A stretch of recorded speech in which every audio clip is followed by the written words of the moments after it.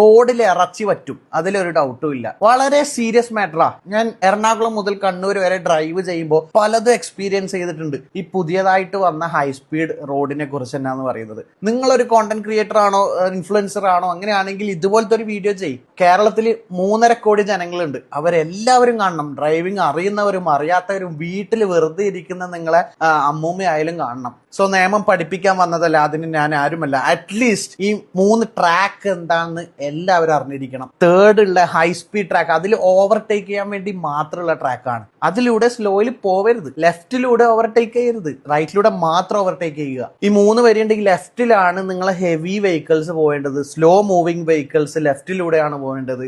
നടുവിലെ നിങ്ങൾ ക്രൂസ് ചെയ്യുക.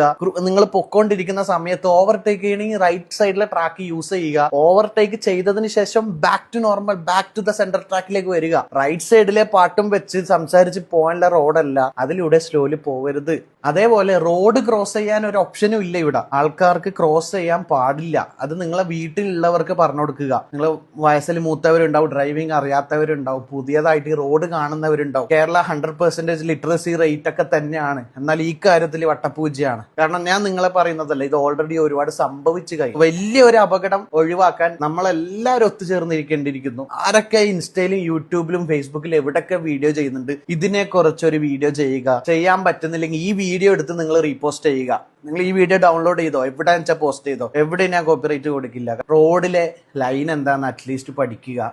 അല്ലാതെ ഈ ട്രാക്കിൽ ഇറങ്ങാൻ എനിക്കടക്കം നല്ല പേടിയാ. എന്തൊക്കെയാണ് സംഭവിക്കുന്നതെന്ന് കണ്ടറിയാനുണ്ട്. പിന്നെ ബൈക്ക് ഏറ്റവും കൂടുതൽ ഇതിന്റെ അകത്ത് ബൈക്ക് ഇപ്പോഴേ കയറാൻ തുടങ്ങി. സോ ഇവിടെ ബൈക്ക് റെസ്ട്രിക്ട് ചെയ്തത് നിങ്ങൾക്ക് സ്പീഡ് എടുക്കാൻ പറ്റാത്തത് കൊണ്ടല്ല. വൺസ് നിങ്ങൾ റോഡിലേക്ക് വീണ് കഴിഞ്ഞാൽ ഒരാളും നിങ്ങളെ സഹായിക്കില്ല. നിങ്ങളെ മുകളിലെ കയറി ഇറങ്ങും വണ്ടി. കാരണം ബ്രേക്കിംഗ് ഡിസ്റ്റൻസ് എന്ന് പറഞ്ഞാൽ 1-2 സെക്കൻഡ് കൊണ്ട് ഈ 100-ൽ വരുന്ന വണ്ടി സ്റ്റോപ്പ് ആവില്ല. നിങ്ങളെ മുകളിലെ കയറി ഇറങ്ങും 100% ഉറപ്പാ. സോ ബൈക്ക് ആവുമ്പോൾ നിങ്ങൾ വൺസ് വീണ് കഴിഞ്ഞാൽ റോഡിനെ നടുക്ക് നിങ്ങൾ കിടക്കും. കാറാണ് ആണെങ്കിൽ അറ്റ്ലീസ്റ്റ് നിങ്ങൾ അതിന്റെ അകത്തെങ്കിലും ഉണ്ടാവും. റിസ്കി ആണ് ബൈക്ക്.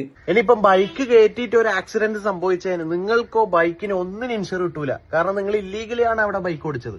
കാരണം അവിടെ റെസ്ട്രിക്റ്റഡ് ആണെങ്കിൽ നിങ്ങൾ കയറരുത്. അപ്പോൾ നിങ്ങളുടെ സേഫ്റ്റിക്ക് വേണ്ടിയിട്ടാണ് ബൈക്ക് ചിലയിടത്ത് റെസ്ട്രിക്ട് ചെയ്തത്. അതായത് ചില വെഹിക്കിള് പാമ്പ് പോകുന്ന പോലെയാണ് ഈ റോഡിലേക്ക് പോകുന്നത്. ഫസ്റ്റ് ലൈനിന്ന് തേർഡ് ലൈനിലേക്ക് ഒരൊറ്റ ക്രോസ്. അങ്ങനെയല്ല, 1 at a ടൈം നിങ്ങൾ ലൈൻ ചേഞ്ച് ചെയ്യുക. ലൈൻ ചേഞ്ച് ചെയ്യുമ്പോൾ ഇൻഡിക്കേറ്റർ ഇടുക. ഇൻഡിക്കേറ്റർ ഇടുന്നത് ലൈൻ ചേഞ്ച് ചെയ്യുമ്പോൾ സ്പോട്ടിലല്ല, ആദ്യമേ നിങ്ങൾ ബാക്കിലുള്ളവർക്ക് നോട്ടിഫൈ ചെയ്യുക, ഞാൻ ലൈൻ മാറുകയാണെന്ന്. സോ ഇത് വളരെ റിസ്കിയാണ്. നിങ്ങൾ ഇത് അറിയില്ലെങ്കിൽ പഠിക്കുക, പറഞ്ഞു കൊടുക്കുക.